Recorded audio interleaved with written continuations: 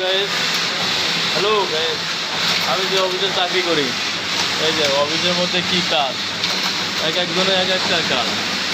এই যে আমার কাজ হলো এইগুলো দেখাশোনা করা। এই যে আমার কাজ হলো এই যে মেশিনগুলো যে চলতেছে এইগুলো ঠিক করা, আর এইগুলা যত সমস্যাটা হোক আর ইনশাল্লাহ আমরা ঠিক করি আর কি। অফিসে যে কোনো অফিসে এক একজনের এক একটা কাজ থাকে। তো দেখেন এই যে এই যে এই যে এই যে ওভারটার কাজ, এই যে এক এক কাজ মেশিন চালানো, আর আমার কাজ হলো মেশিন ঠিক করা।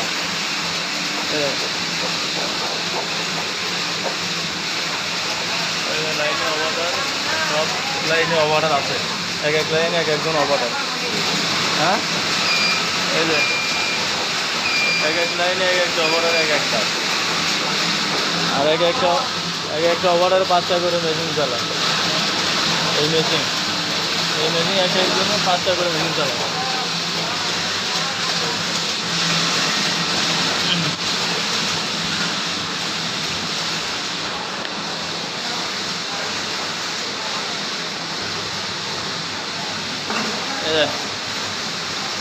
এগুলো আমাদের টেবিল।